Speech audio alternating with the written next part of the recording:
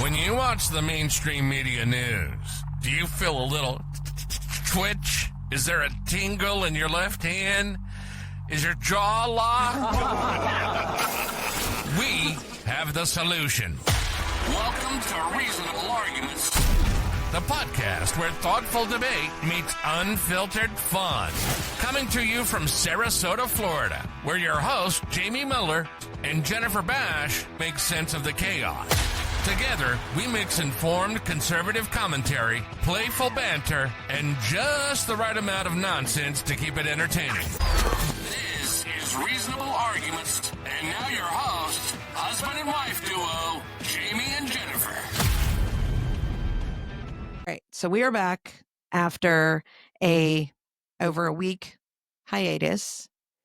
We went to go see the birth of our newest granddaughter, Reagan Sloan Miller, born on May 1st, and she is super cute. But now we're back and we have a ton to unpack because Trump did not also go on vacation while we did. So he kept doing things. Pause button. He did not hit the pause button. So today we're going to be talking about spending. We're going to be talking about immigration, which I'm so tired of talking about, but it is just so prevalent. Nuggy. And we are going to be talking about hypocrisy. So Okay. Politics 101, basically. All right. Okay. All right. So the first thing And we're you've going to... shared none of this with me, by the way. So I've we're shared just none of it with winging you. it. Yes. I'm winging it. And there's You're a lot. prepared. Like we have a lot to go through. Okay. Okay. So the first thing we're going to talk about is the $200 billion or $200 billion more than the same period last year that Trump has spent. He also promised to slash government spending, but let's talk about what he's done in the first 100 days. So he has spent significant increases on the defense spending, which includes investments in advanced military systems and modernization efforts, border security and immigration enforcement. He has spent approximately $46.5 billion, which was allocated to expand the U.S.-Mexico border wall, hire border patrol agents, and implement stricter immigration policies. He spent initial funding of $100 billion committed to the Stargate AI project, aiming to establish a major AI data center. And nobody's talking about this, but despite announcements of layoffs and spending cuts, federal salaries have actually gone up. I think everybody in the federal government received a 2% raise, which nobody's talking about, but that's in there. And then interest on a national debt. So with the national debt standing at $36 trillion, interest payments have increased, adding the overall federal expenditure. So giving these spending increases, how do they align with the administration's stated acts of they are going to decrease government spending? So you didn't include the Doge cuts, which I think stands around 130 or 140 billion dollars right now. Well, this is including that. So take out everything that Doge did. This is on top of all of that. Okay. So Yes. I was unaware of that. Yes. So it sounds like there's a lot of spending in there that are one-time allocations, not ongoing allocations. The salary part, of course, people being people, you want to keep employees at some level, right? Even though you're cutting government employees. So two things. One is that a 2% raise is not out of the ordinary. Number two, because Democrats sued Trump and didn't let him, cut everywhere he wanted to with employees, he cut all entry-level employees. All those entry-level employees, you can guess, are at the lower end of the pay scale. Right. So when you average the salaries for federal employees, it's going to increase the average salary. So that to me is a math issue, not necessarily a policy issue. That will flatten out over time.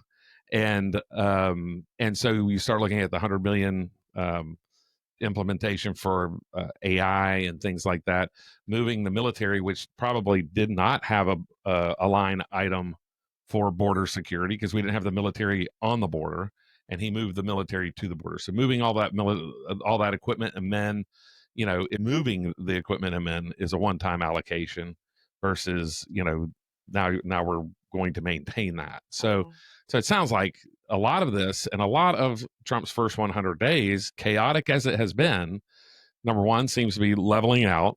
Number two, seems to be playing the long game. He has made short term. I don't think there's any question. People can say it's been chaotic the first 100 days, but I think there has been a plan.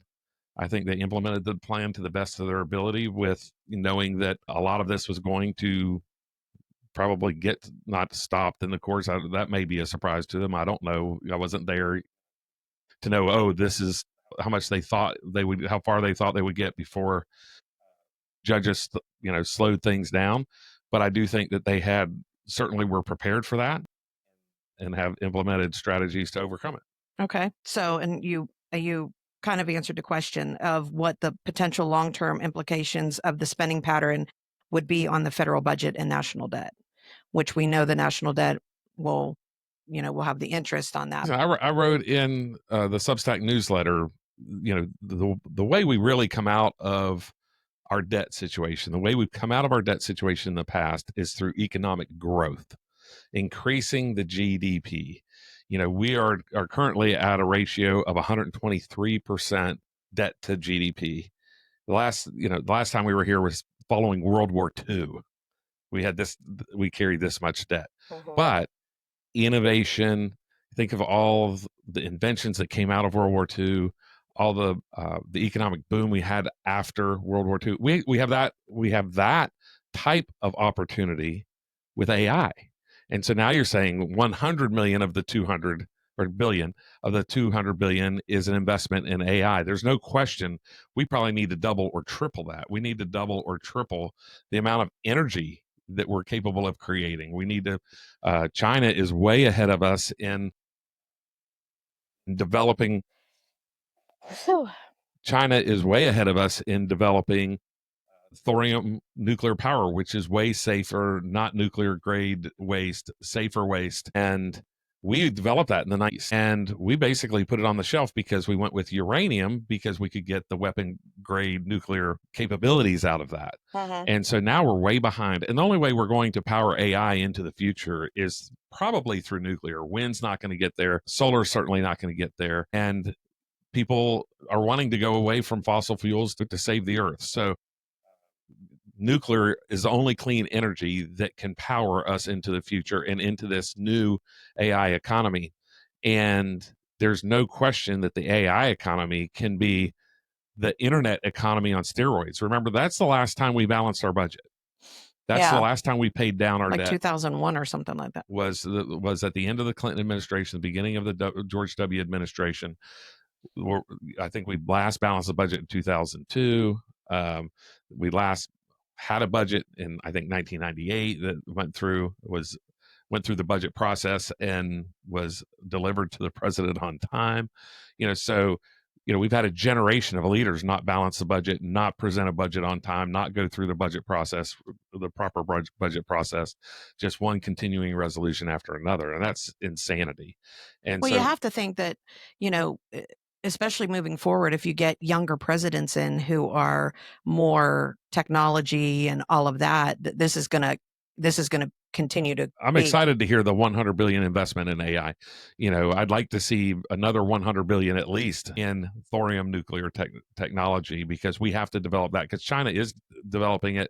Whoever is able to empower AI for the next 20 years is going to capture the economic growth like we saw in the late 1990s with, it's funny to talk about now, internet, websites, and email. Yeah. Right. But think of all of the things that happened around that, and the economic productivity that happened around it. And we have that opportunity again. Yeah. We should not squander it. All right. So that kind of leads into the next one. So breaking news today was that Trump has introduced a program offering undocumented immigrants $1,000 to basically self-deport. Right. And so the initiative is facilitated through the CBP Home app, which is what Biden had started to bring people in. And now it's been what was the CB app. Now it's the CBP Home app, because now you're going home. You're not staying here. And So the Department of Homeland Security estimates that this approach could reduce deportation costs by approximately 70%, lowering the average expense from $17,121 to $4,500 per individual. What was the first number? $17,121. That's how much it costs to deport with transportation, law, everything that goes into it for each person.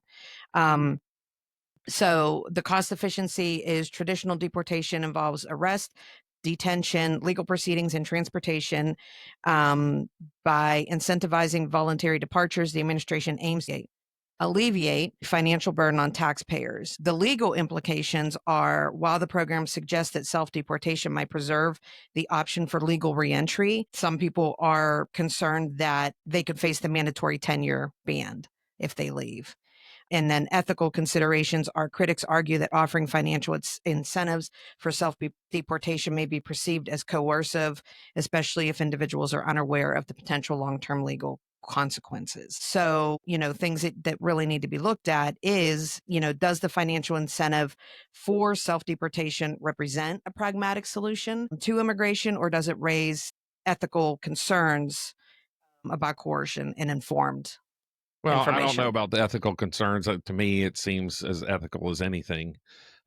It's not ethical. We've heard from 4 immigration experts. They all said it's not ethical to have illegal immigrants here. So take to sit there and say pay people to leave is unethical is just hypocrisy at its finest. Right. So ridiculous argument in my humble opinion. Now, if you look at whether $1,000 gets it done or 5,000 gets it done, it's probably the better part of valor is to pay them to self-deport versus going through this entire process where George Soros and all these NGOs and liberals are financing to try to keep people here. Yeah. And so clog up our judicial system. I know sometime over the weekend, Donald Trump said, what are we supposed to do? Have 4 million trials? Like, I get, that's what they want. And it's all ridiculous. And so they're just trying to make the problem so big. And they did. They made the problem so big by allowing so many people across our border that it's like, what do you do now? Yeah. And they did it intentionally to negatively impact our country for their own short-term political gain. Short-term political gain. And it's ridiculous. And so they, I hope people continue to remember this and punish Democrats at the ballot box for this completely unethical, illegal entry into the United States that they all supported. Everybody with a D by their name running for mayor, all the way up to president of the United States, supported this. Well, and you have the other representative, the state representative, who's said she's going to stay in El Salvador until excellent. What's his face that way she is can't released. Right. Good for her. So how might this program impact legal standing of participants, particularly concerning the future of eligibility for U.S. residency or citizenship? Listen, I'm not an expert on legal or illegal immigration. My personal opinion is if you deport, today, you're now the first person at the bottom of the list. So let's pretend that there's a list of people who can come back, who are allowed to immigrate. Let's pretend that it's 1 million people long.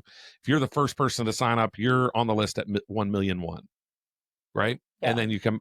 So what legally has to happen for that, whether that's a true act of Congress or whether that's administrative or executive order, I don't know. But to me, that's the way this should work. So that, hey, listen, not only do you get your money, there's no 10-year ban, there's no anything. You are coming in, you are the first in line at the list, at the bottom of the list that occurs today. Right. And if you're, the 1 millionth person who signs up for this, well, then you're number 2 million.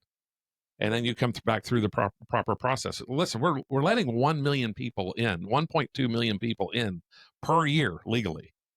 So, I don't know how long that list is, but we certainly, people may have to deport for a period of years, but it's probably not decades. Yeah. And so take your money and run.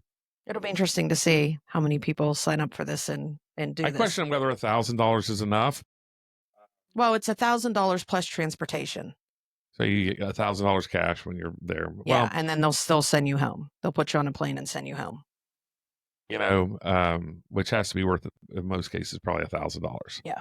So, well, that's what they're saying. Yeah. The 4,500 or whatever it is per person yeah, to get them back. Yeah. So Well, you're right. It will be interesting because $1,000 in some of these countries goes a very long way. yeah, exactly. But I think the practical application is so many people are here working, sending money home. So now, if you're not able to send that, are you taking enough with you, $1,000, to really support what you're supporting now? Yeah. And so, again, we'll see. Okay. All right. So the next thing we're going to talk about is while President Trump occupies the Oval Office, his family business is expanding its footprint in the Middle East.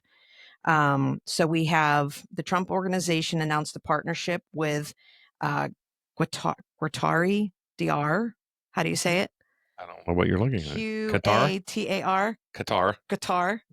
A government-owned. Let's just call it Atari from now on. Perfect. No, Qatar. A government-owned company and a Saudi-based Dar Global to develop a luxury golf resort in Qatar. I will seriously punch you. The project includes Trump-branded villas and an 18-hole golf course, marking the company's first real estate venture in Qatar. An expansion in Saudi Arabia and the UAE.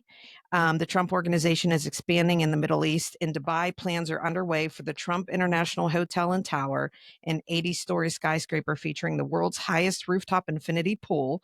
Additionally, the company is developing a second high-end residential tower in Jeddah, Saudi Arabia.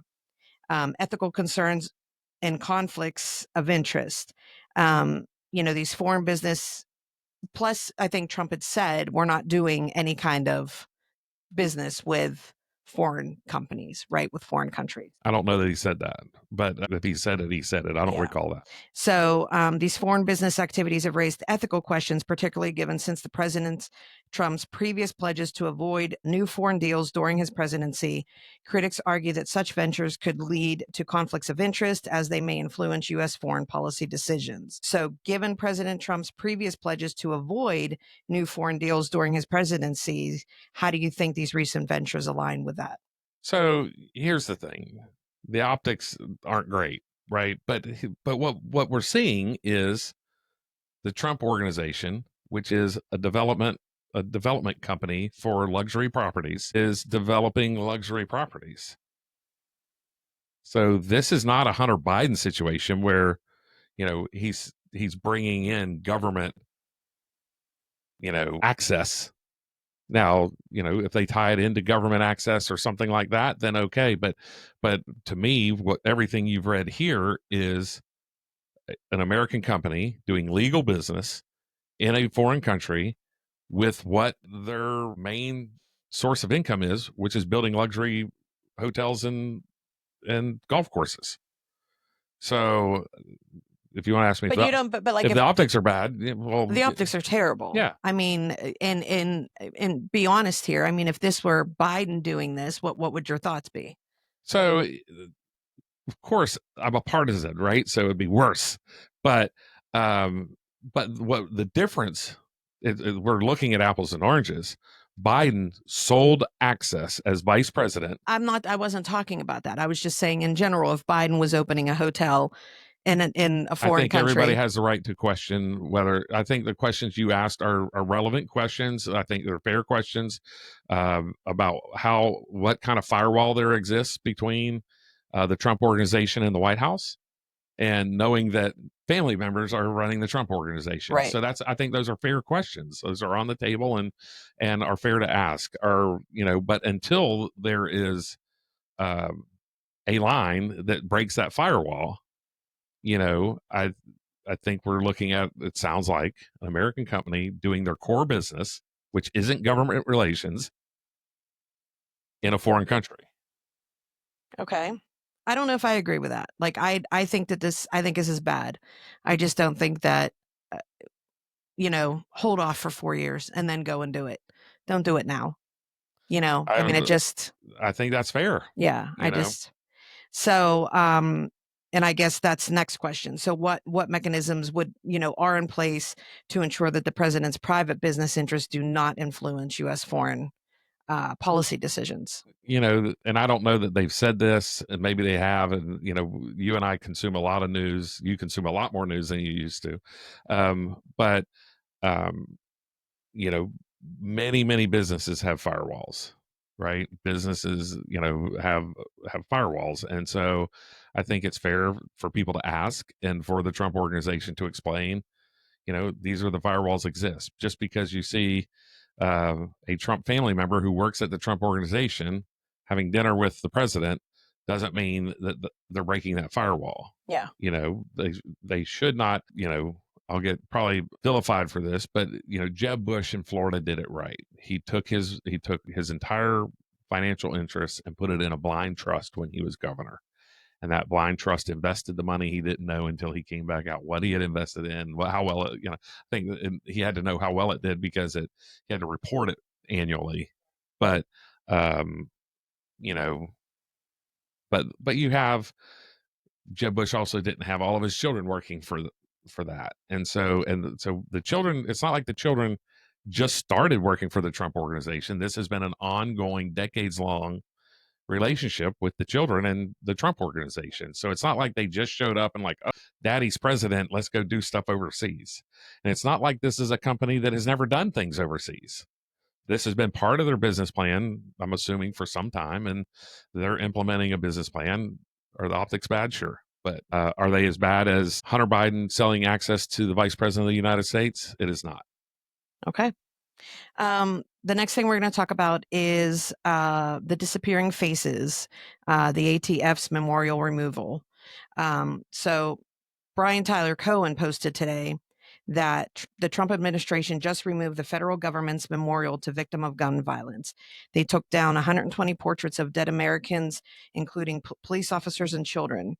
So the memorial's purpose in 2024, the Faces of Gun Violence Memorial was installed at the ATV headquarters to honor victims of gun violence and serve as a reminder of the agency's mission. The removal and justification is the memorial was taken down. The DOJ stated that the decision wasn't political and that they are considering alternative ways to honor the victims. Some ATF officials expressed that the memorial's prominent placement could be distressing for staff who had responded to violent crimes, potentially influencing the decision to remove it. And the removal sparked criticism from gun violence prevention advocates and victims' families who viewed it as a step back in acknowledging the human toll of gun violence. Now, I saw this in two different ways. They were saying that having this memorial in a government agency, of course, goes against the Second Amendment. And that is what, this administration is for, the Second Amendment. So removing that, because I said, well, who is the person that brought this to someone's attention to remove this memorial? Like, Trump just didn't automatically say, hey, you know what? I think there's a memorial there, so let's get rid of it. That's not what happens. And I think that, people just automatically assume that Trump is involved in everything. He probably doesn't even know about this, right? So who was the person that brought this to someone's attention to now take this down? So I kind of did my comparison. You know how I love to do comparisons on, Democrat Absolutely. and Republican things. Right. So, back under the Biden administration, efforts were made to rename military bases previously named after Confederate leaders. So for instance, Fort Bragg was renamed to Fort Liberty in 2023. And then the Obama administration supported the removal of the Confederate symbols from federal properties, including national parks and military installations. And we all remember them taking the statues down and, people. Violent protests, ripping them down, yeah. Public destruction of property. Yeah. And so, I found it interesting that, Brian Tyler Cohen made this, his news story for today and making it that bad. But, of course, there's no mention of what happened in the past. The politics that brought this thing to occur just 1 year ago. So this thing sounds like it came about in 2024, probably very political. They're trying to make this political. It was a political memorial, it sounds like. Right. And so, to say that it's not political to remove it is a little bit probably disingenuous, but you have to say that publicly. But it doesn't matter. I mean, it's to answer your question, my guess is that, when President Trump has appointed secretaries and agency heads, the directive is, hey, what did Biden do that doesn't fit what we want for our country and what I was elected to do, and remove it. And so my guess is the agency head or one of his lieutenants said, why are we keeping this Biden political memorial?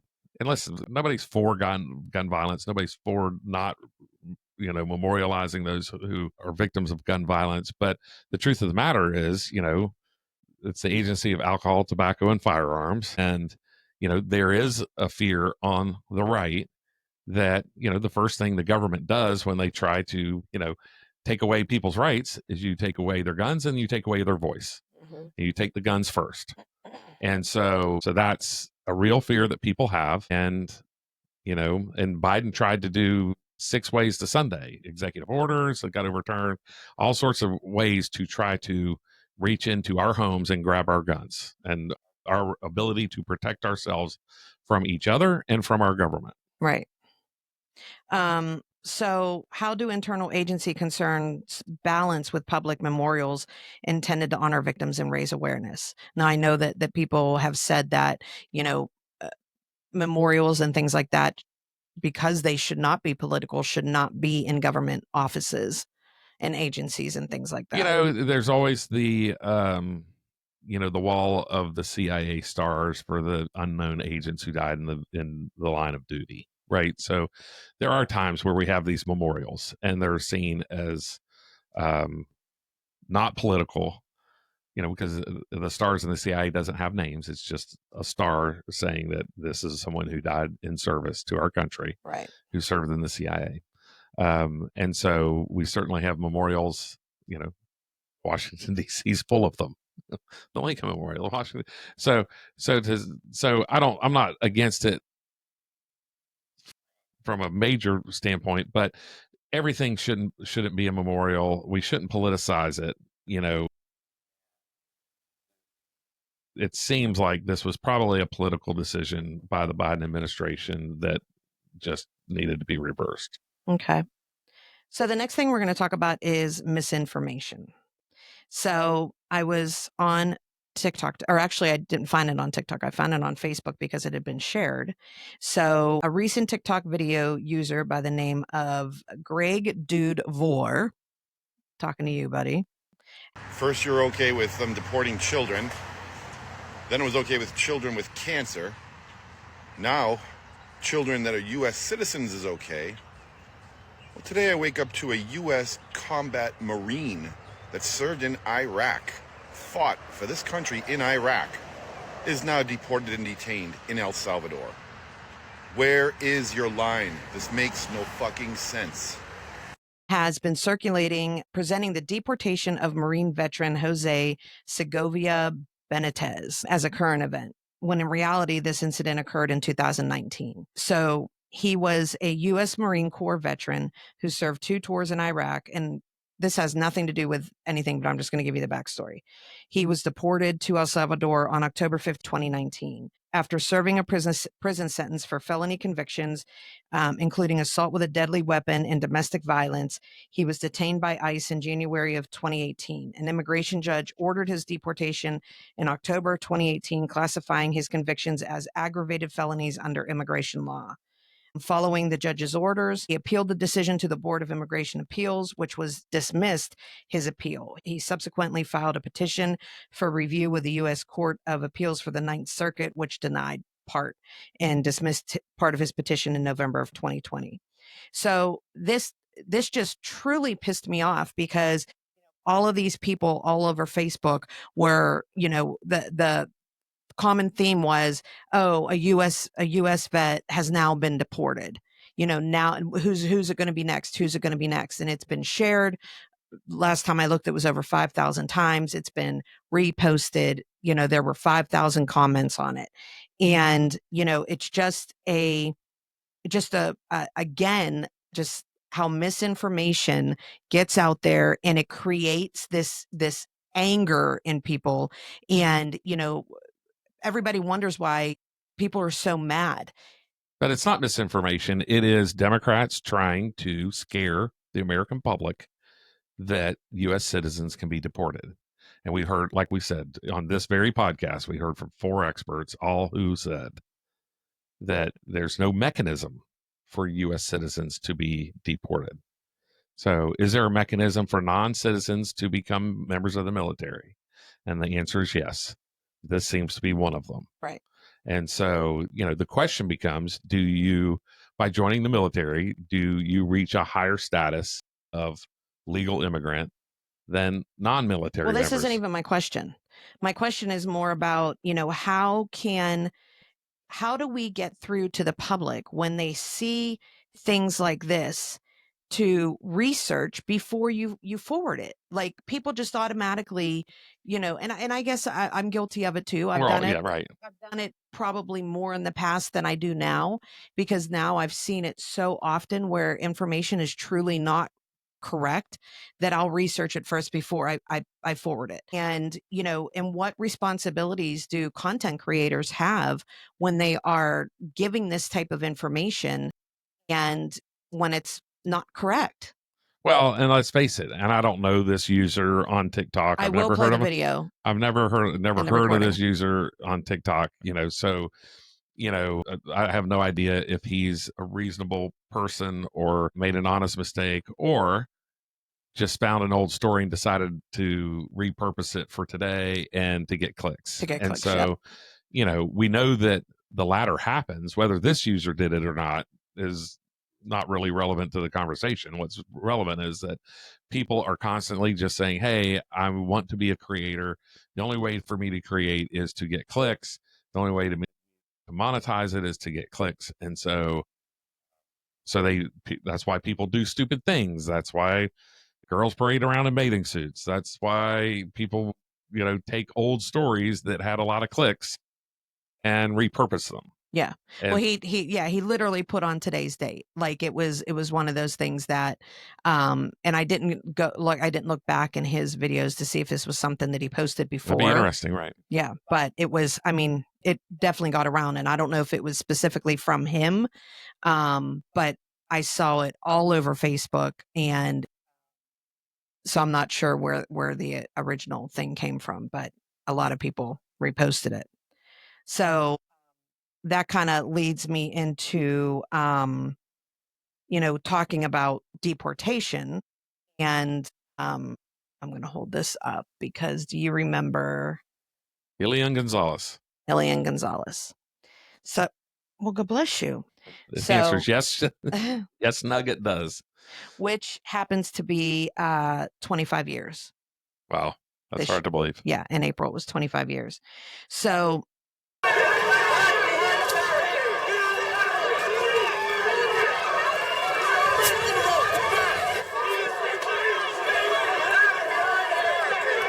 it took 3 minutes. In 3 minutes, 6-year-old Elian Gonzalez, dressed in a t-shirt draped in fear, was gone. Bingo, bingo, bingo! Whisked away in the arms of a Spanish-speaking federal agent assigned to the case to provide the child comfort. She said later, while he was crying, I was shaking.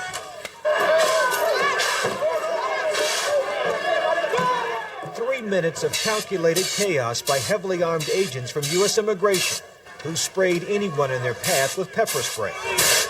It was force met by anger. Demonstrators had feared this moment for months. Is this what you wanted to see? Huh? Is this what you wanted to see? They came into our house, took the boy, threw us down like dogs, totally unarmed. As you can see, The government called it Operation Reunion, a delicate mission carried out with military precision.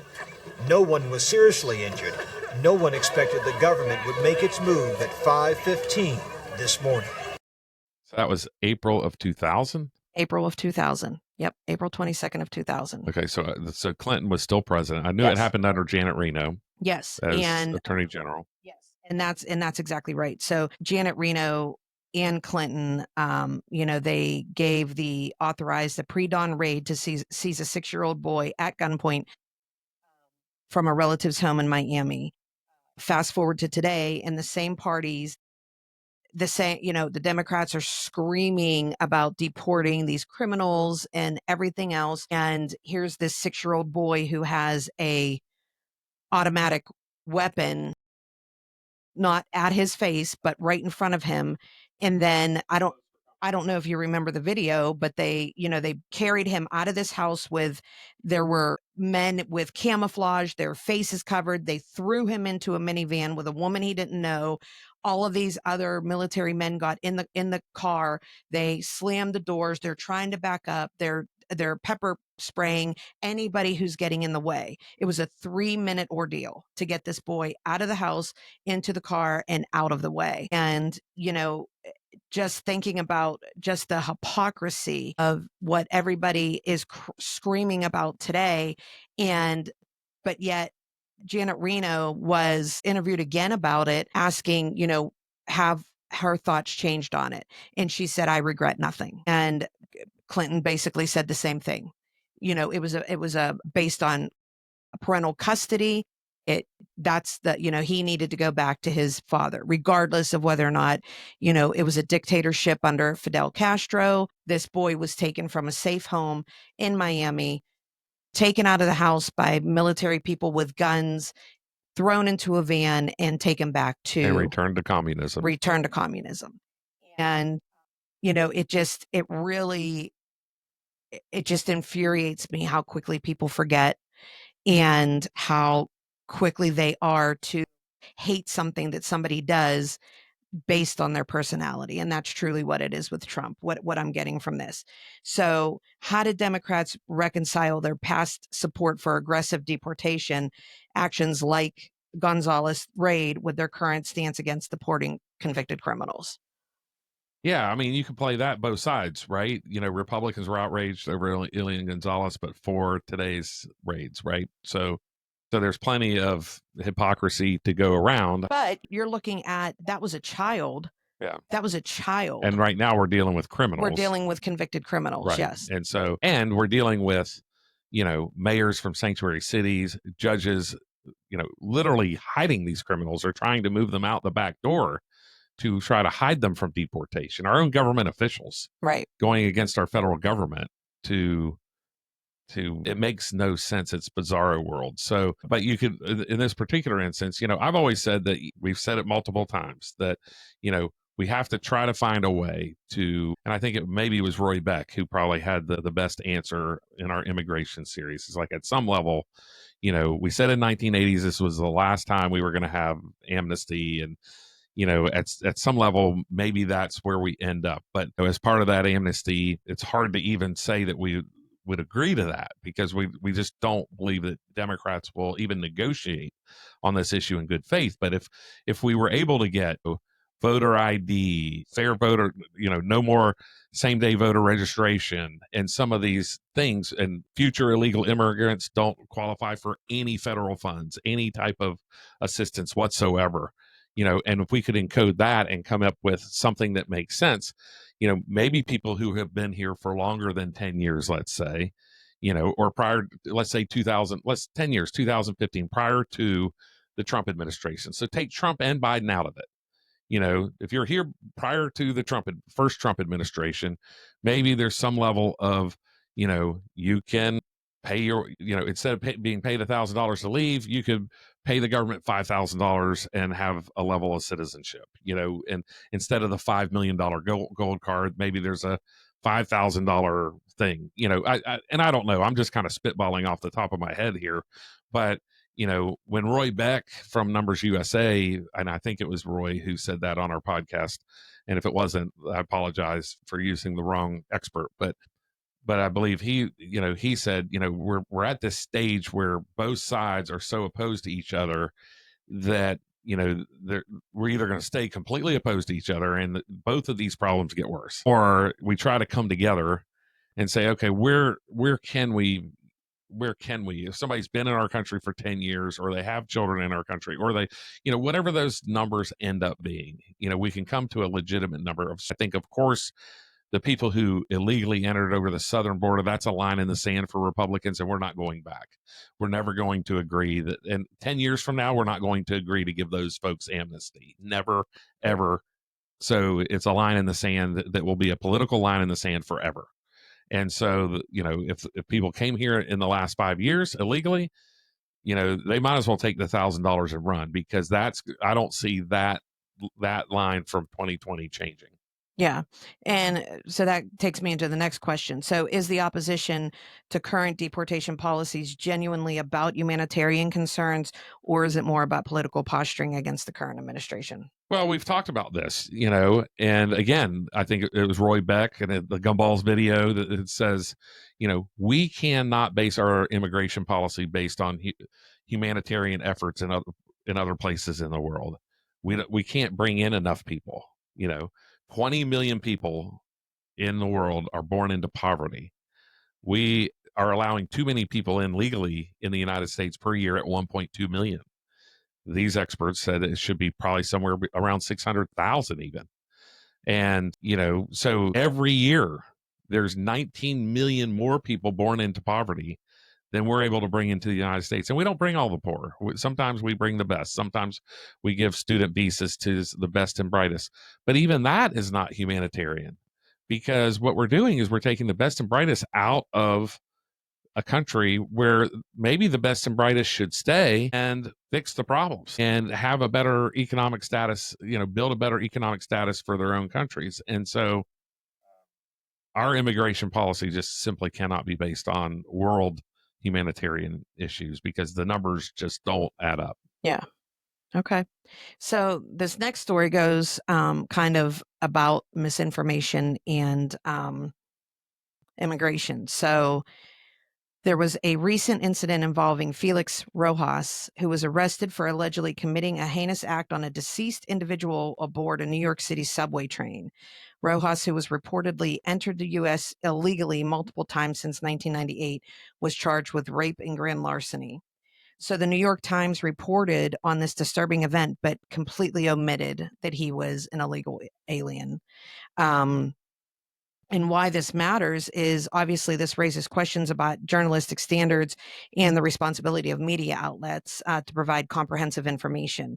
When the critical details are left out, obviously, the public, you don't know that he's an illegal alien. You're like, okay, he's just some psycho New York resident. Bless you. So what this man did is there was a deceased person on the subway. He went in, he robbed them, and then he raped them. A man. It was another man. So should media outlets include all available information, such as a subject's immigration status, to complete the picture? Well, let's ask this question. If that person was wearing a red hat that said "Make America Great Again," would the New York Times have included? 100%. Right. So complete hypocrisy. The New York Times has become a source of, they used to be the standard bearer for fair news, in-depth reporting, and they've become nothing but a little bit more than clickbait themselves. And it's a shame that, the gray lady has fallen so short of its past glory, but that's where it is. And so, just because it says the New York Times does not necessarily mean it's a story you can trust anymore.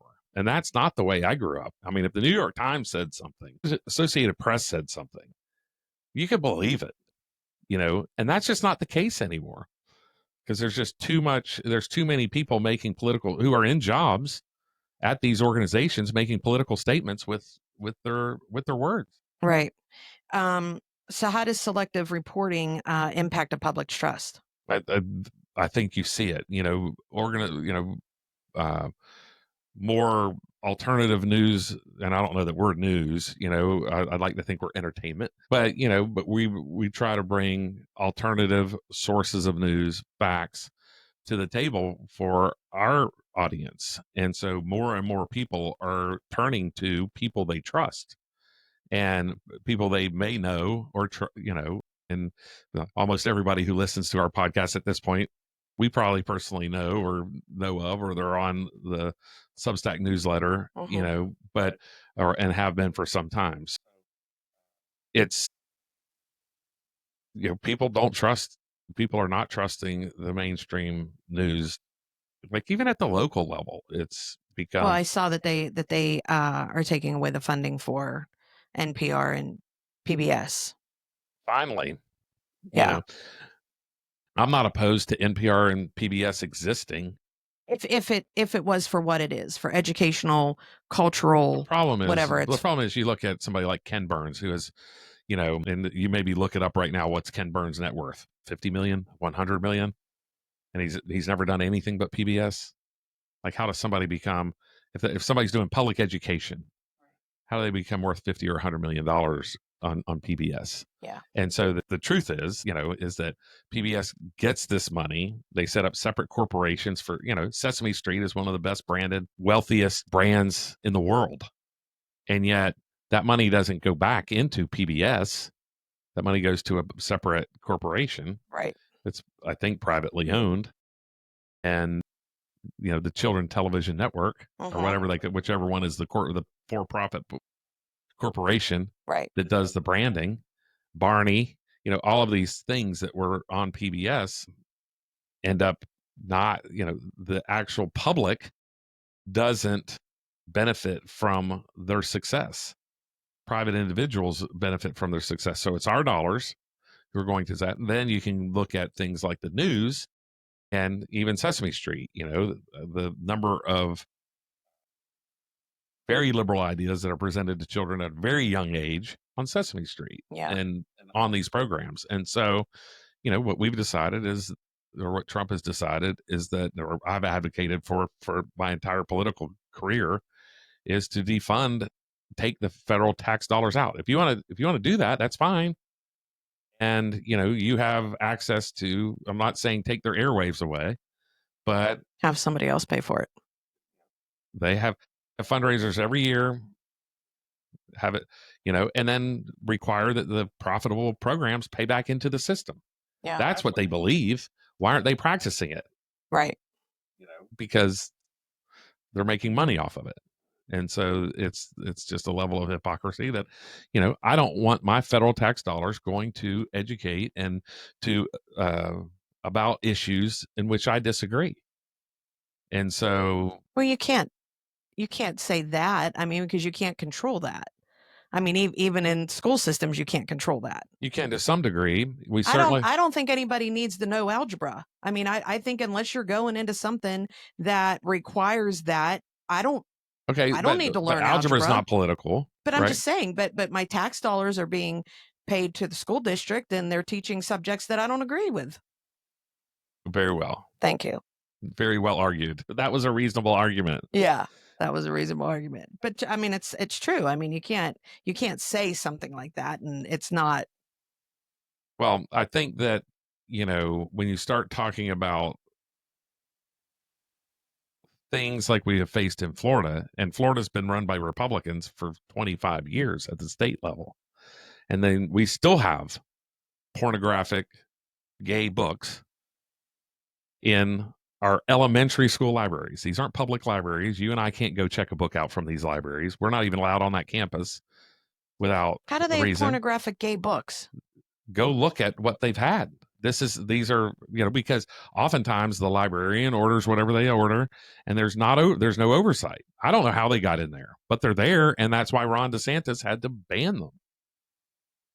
Because they had, and then they're like, oh, you're banning books, you're removing books. Yes, we're banning pornography. We don't allow Hustler and Playboy in elementary school libraries. We don't even let those in high school libraries. They took porn out of Florida completely for adults.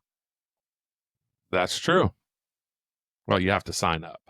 Well, yeah, you have to sign up and pay for it. But I mean, that's insane. Like, how are these books getting into these schools? And insanity. Yeah, exactly. How are they indeed? And so, I mean, those, to me, the people who brought those books in are criminals.